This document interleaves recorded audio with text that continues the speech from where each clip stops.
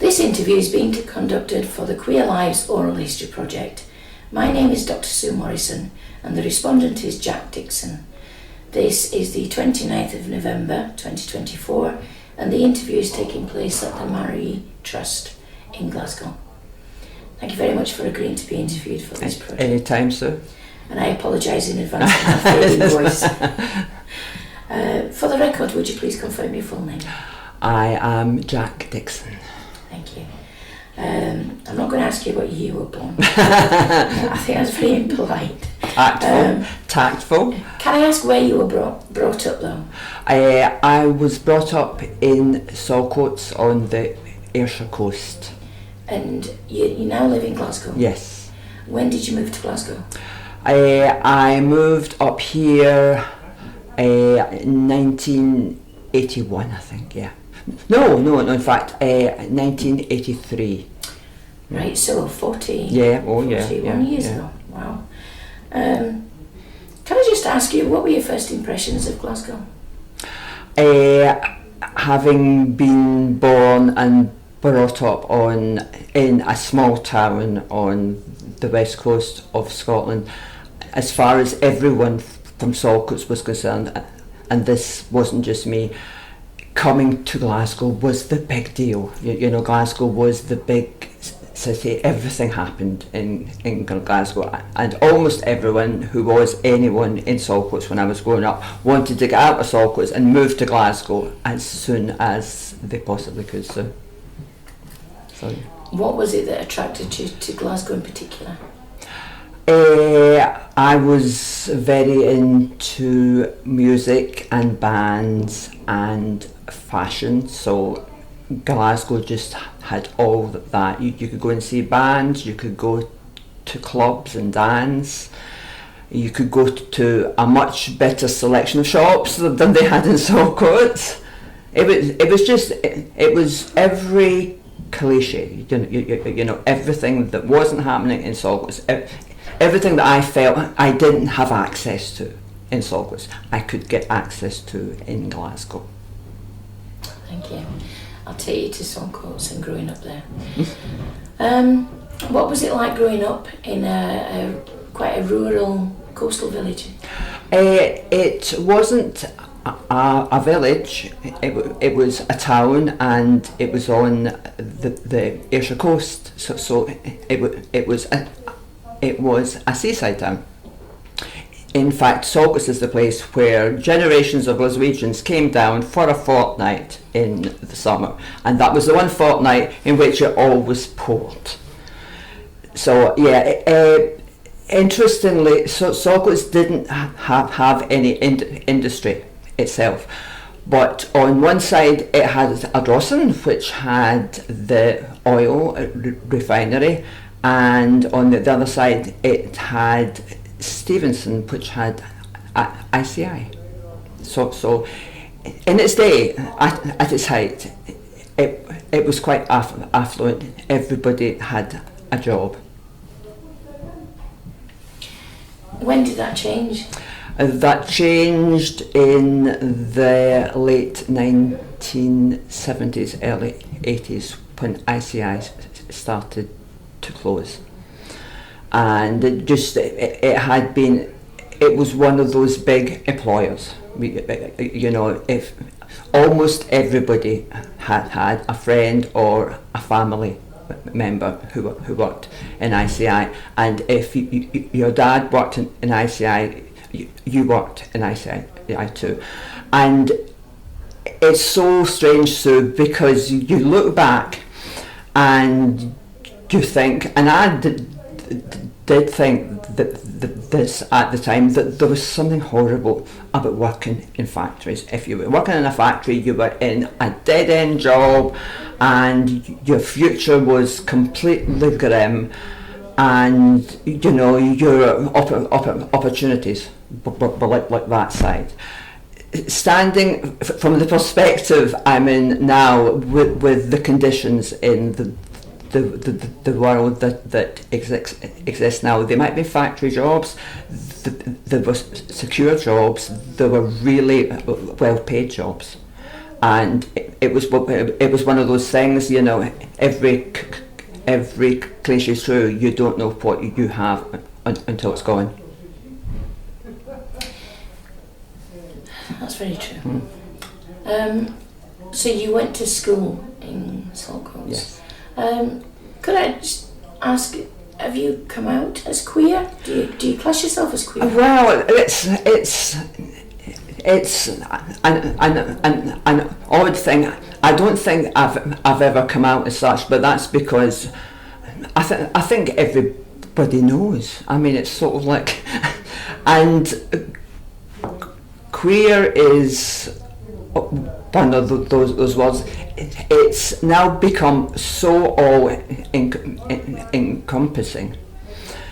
It's practically lost any definition. Yeah. So along answer short, so no. But I mean, if you ask anybody, should you ever be in a position to have that strange conversation when you say to somebody, how would you categorise Jack Dickson? You know, I'm sure it would be a word that would get used, but it's not a word I've ever identified with. That's interesting. What would be your perfect definition of queer? I don't know. It's sort of like and it starts. It's because everything these days has such a high profile, and when it comes to getting equal rights for everybody that should have equal rights, it's really important that everything should have a high profile. But the downside of that is the people that are out there presenting themselves and talking in the voices that are a bit louder than everybody else, they tend to be, if you're on the outside in inverted commas, you know, you're watching that, they seem to be who everybody regards as queer, and the characteristics they've got are what everybody regards as queer characteristics, and you get into this really like spirally thing where even within a subgroup there are people that don't belong to that subgroup, and if I had to define myself at all, and this is actually just occurring to me, Sue, as I'm saying this, I'd regard myself as an outsider, and I don't know whether that comes from a creative thing. You know, I haven't ever been involved in a group of people where I haven't felt like I'm on the outside looking in, and it's got masses of advantages, you know, because as they always say, the outsider sees the whole game, you know, and as a writer and a screenwriter and a novelist and a playwright, that's a huge advantage. But it also means, in this really sort of strange way, there's a part of you that wants to belong. Yeah? Can I ask, when did you first question, I'm not sure that's the right word actually, when did you first feel that perhaps you were different to others? Well, I don't think I ever did question that until I had people coming in from the outside and saying, oh, you know, this person isn't the same, which in a sense was absolutely fine, because I think I was in a really good position when I was growing up, because I seemed to just amass as I went along a wide circle of friends who were also considered, not the same as everybody else. So I mean, I didn't particularly feel that being different was either a good or a bad thing. It was just it was. So I would have to say, oh my God, Sue, I don't know if I should tell you this. Yeah, if I had to put a finger on when I started to get the impression that I was different from everybody else, I would be about 11, and me and the boy next door had sex repeatedly, and both sets of parents found out, and there was a huge deal.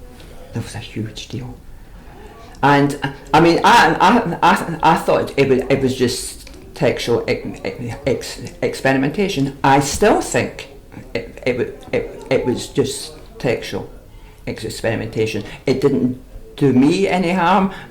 As far as I'm aware, it didn't do Ian any harm either, but that caused a huge thing.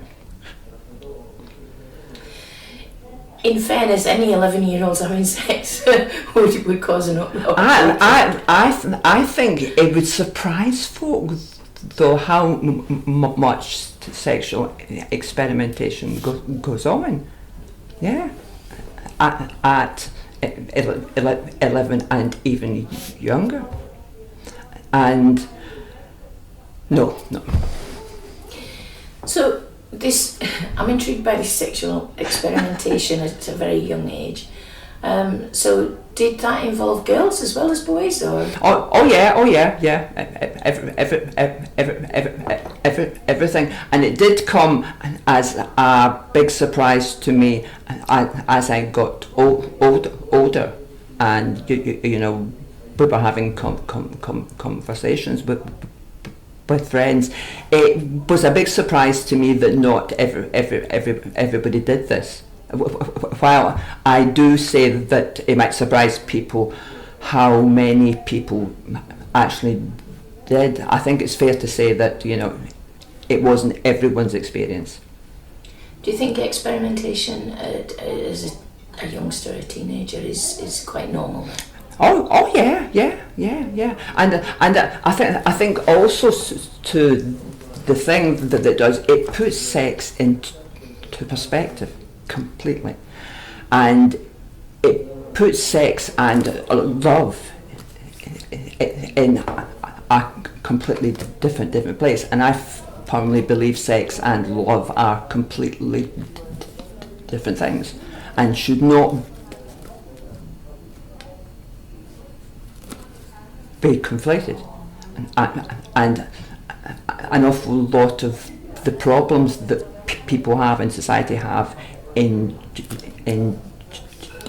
general, I would be arrogant enough to suggest actually come from the fact that sex and love are conflated. Do you think there's a lot of confusion about sexuality amongst young people? Well, I wouldn't define it as confusion.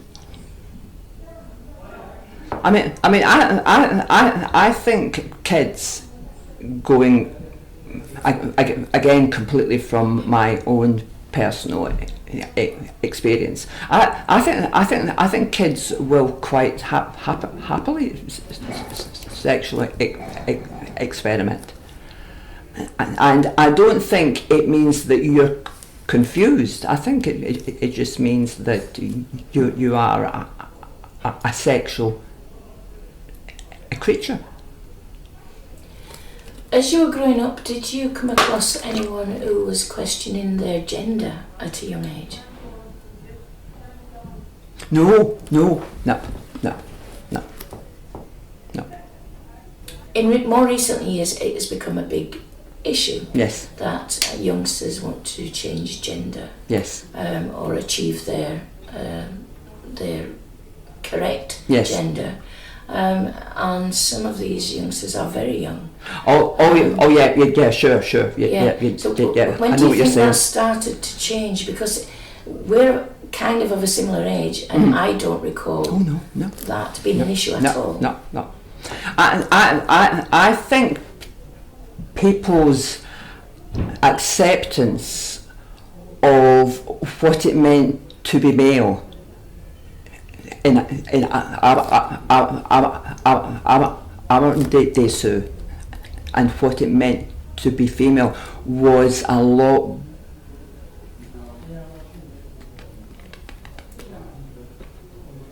broader then. I think what's happened is the accepted by society type of characteristics that you can have if you're a guy or if you're a female over the past 10 years have shrunk. And I mean, I don't want to tread on anybody's toes here, but again, I think this sort of comes from people and societies still deep-seated confusion and concern and scaredness of sex, because although gay rights have advanced incredibly, and that is such a good thing, when I was growing up, you didn't pin yourself down.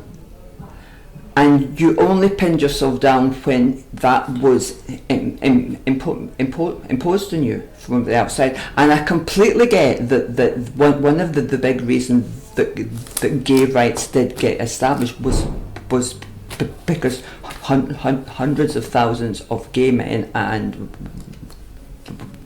women actually came out and said, well, you know, we do want the same rights as everybody else, and there's no reason under the sun why we shouldn't have them. But I think society just has still got this big weird thing about sex, and if you bring the transgender thing into it, it helps society decide who they're having sex with. And that was, for a fucking writer, that was incredibly inarticulately put.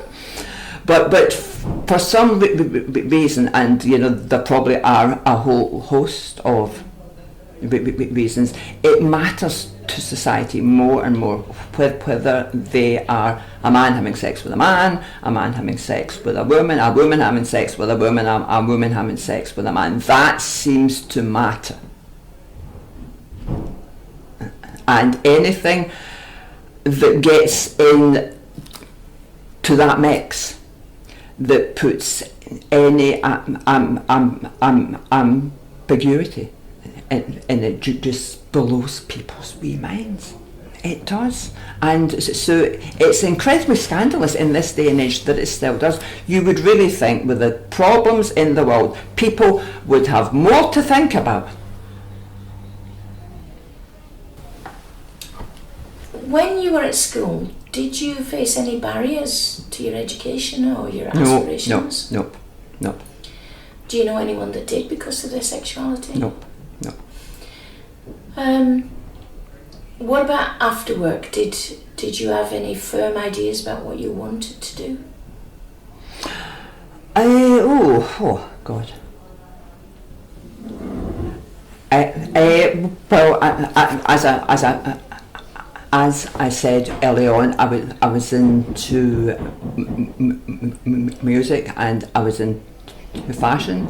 I worked as a self-employed designer for 10 years. A small shop, and that was just. I've probably been the only person I know that can hand on heart say they've never had a proper job. Because I've just always been in some way self-employed, either self-employed or freelance. And I don't know whether that means I've had a charmed existence to a certain extent. I have never been in a traditional workplace, so I have no insight into the sort of problems that people in a traditional workplace would face. You mentioned that you were in bands. Oh yeah, bands were great. They were great. Tell me about them. It was. Oh God! It was the early 80s.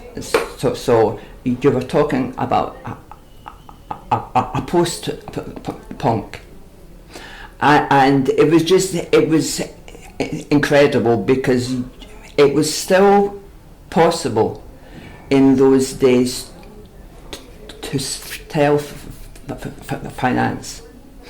You know, we used to play in the pubs in Glasgow, and you got paid enough to cover the expenses of a van. But that was it. And it was just a great experience because apart from the fact that you got to play in a band, you got to play your instrument and write and play the sort of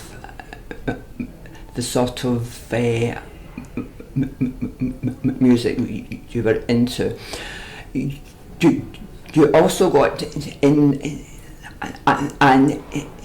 incredible schooling in interacting with other folk, because you know in a band you know there's you and there's at least another three folk, and the skills that getting on with those people teaches you so is just incredible, and every cliche about bands is true. The fights were legendary, but it was also an incredibly creative environment, and it was that experience, I think, that got me onto the thing. I don't want to be a passive consumer of things, and I want to spread that. And although you know after the bands, I got into fashion, and we did that for a long, horrible 10 years. But again, it was interesting because you were a small shop. What was it called? Closet clothes. Closet clothes, yes. I forgot to ask you, what were your bands called?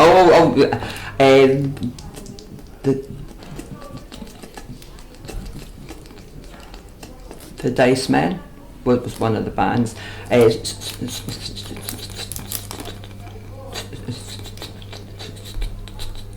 Sunglasses After Dark was another band, and the late great, never to be forgotten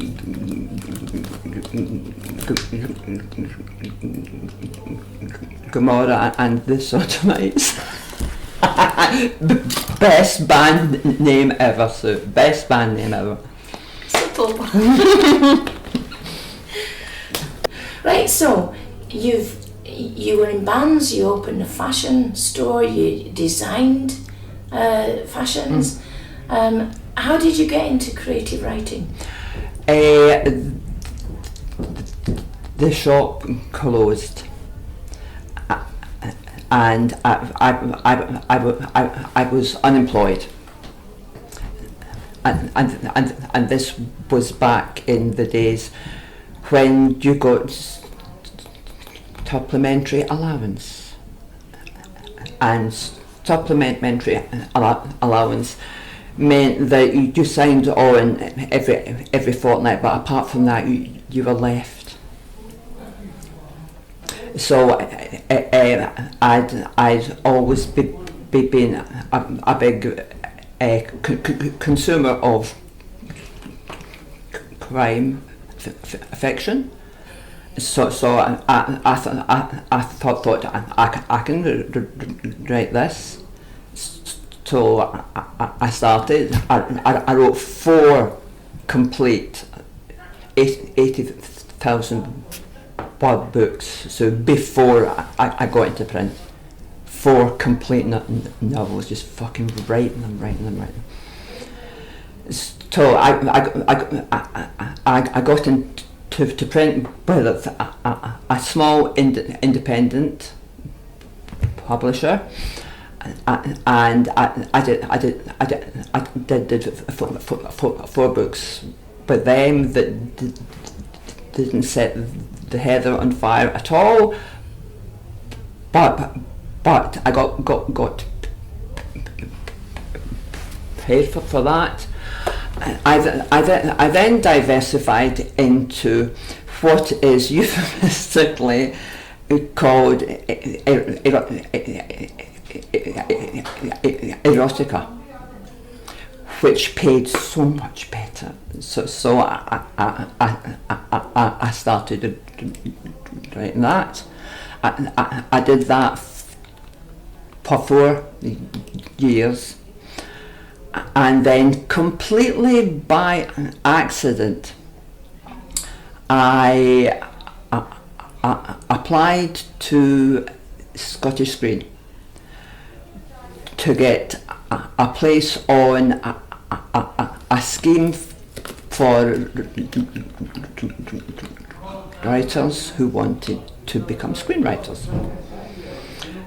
So I did that. I met loads of interesting folk. I got a short film out of that.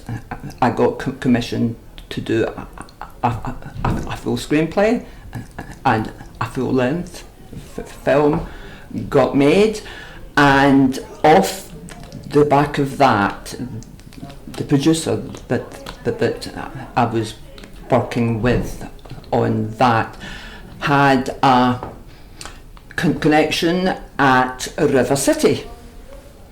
So I got a trial script for that, and I worked there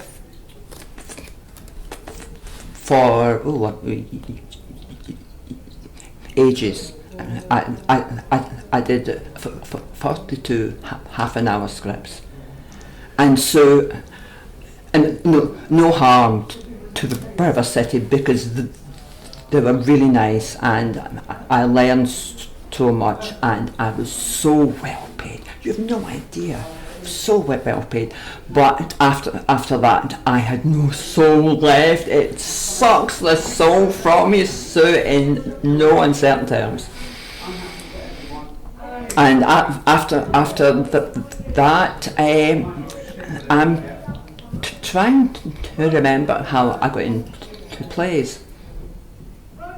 Oh yes. There's an amazing organisation that's run completely by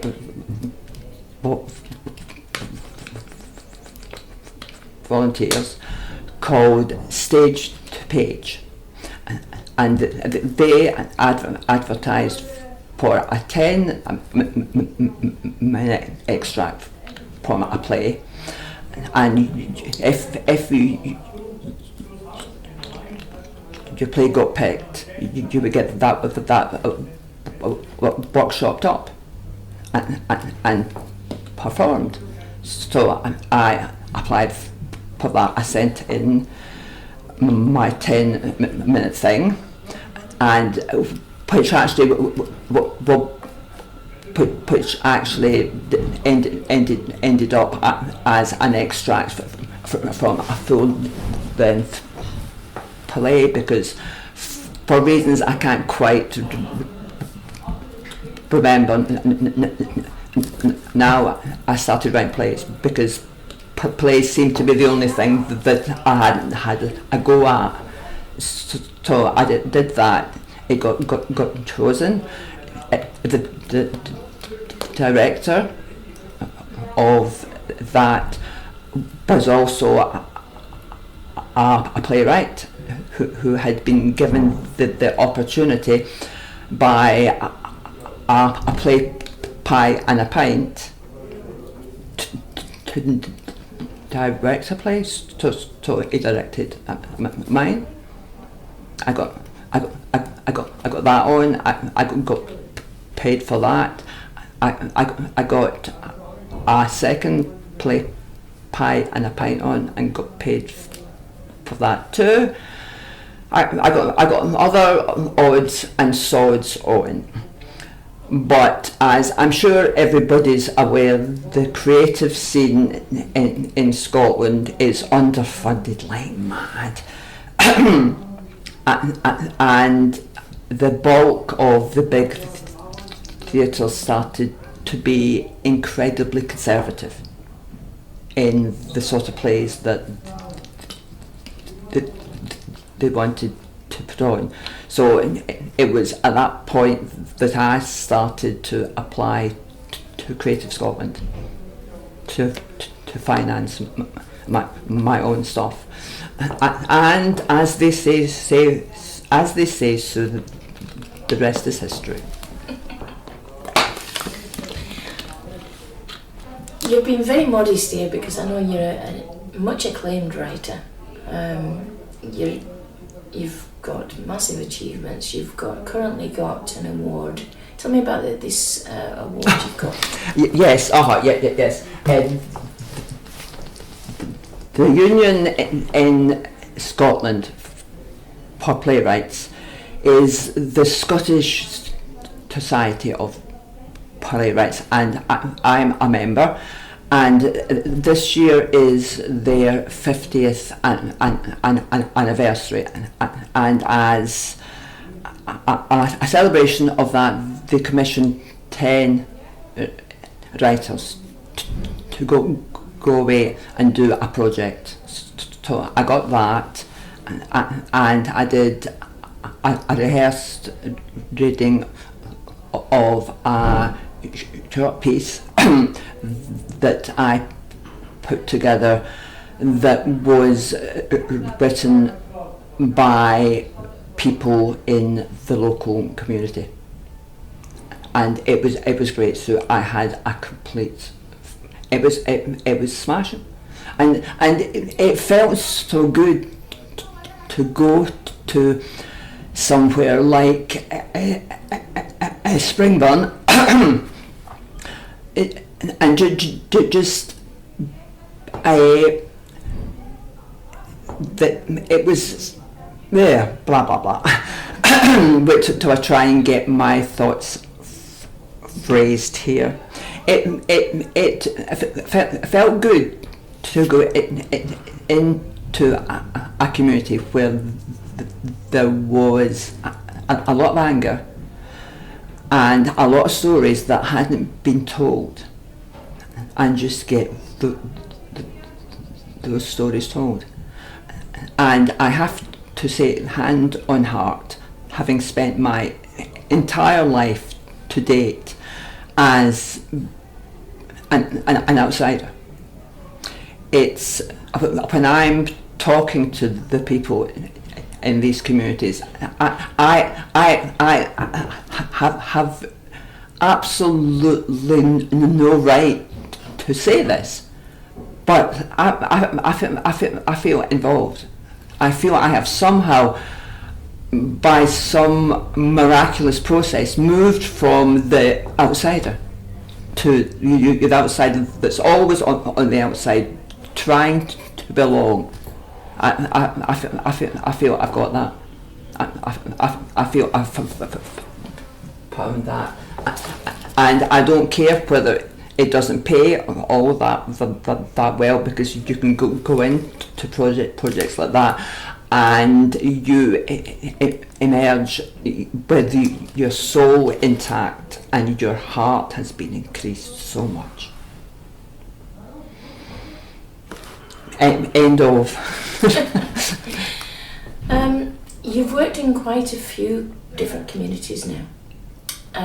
Some more conservative than others, some are more diverse, culturally diverse, Springburn being one of them. Yeah. Are there any communities where you felt that there were barriers put up around you, perhaps because of your sexuality? No.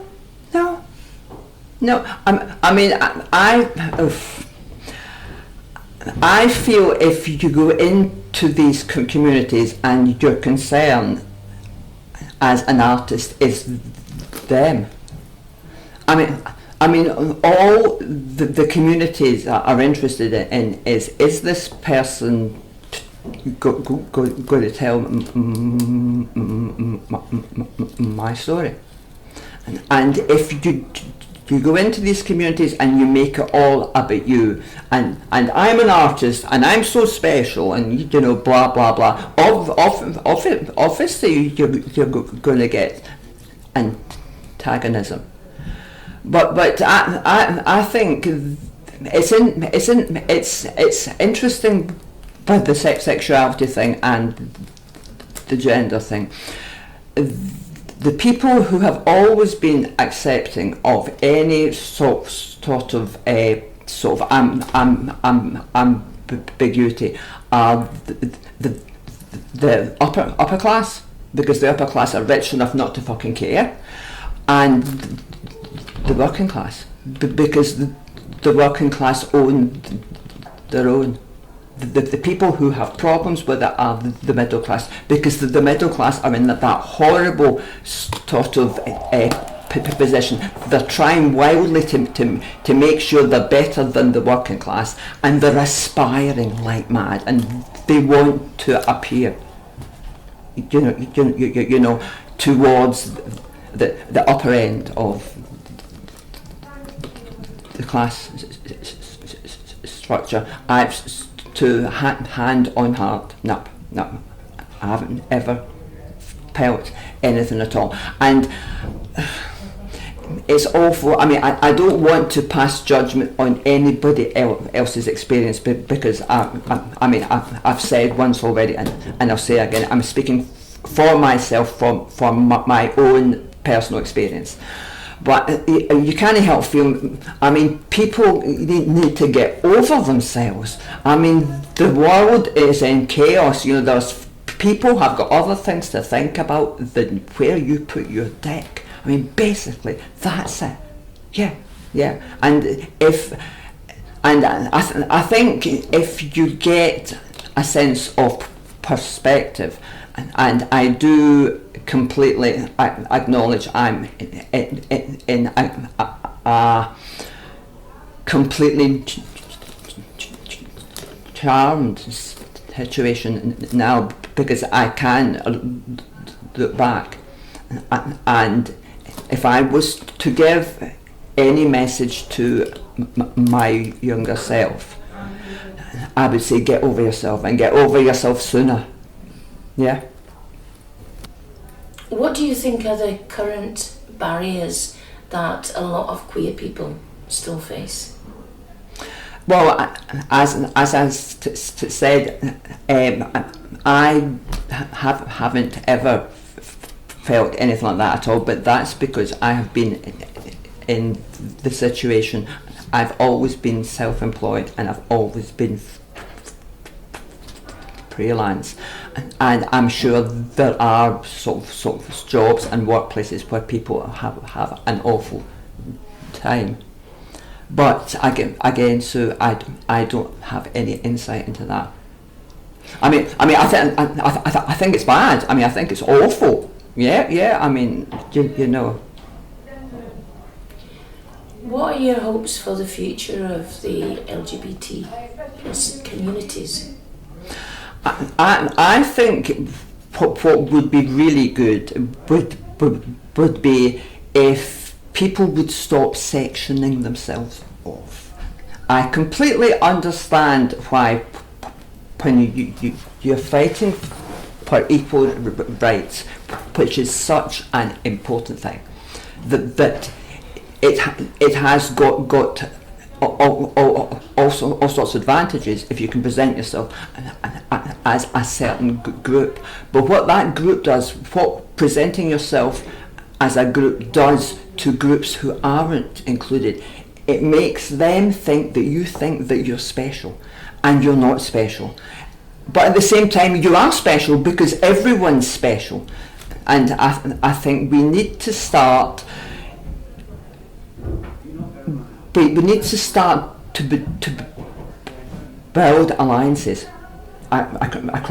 across society, because it suits the people at the very top that have the power, that all of us are down here underneath, all squabbling amongst ourselves, whereas what we need to do is start acknowledging that to all intents and purposes we are all in the same boat, i.e. we are being fucked up the arse by them up there, and we need to come together in some way and just get that situation changed.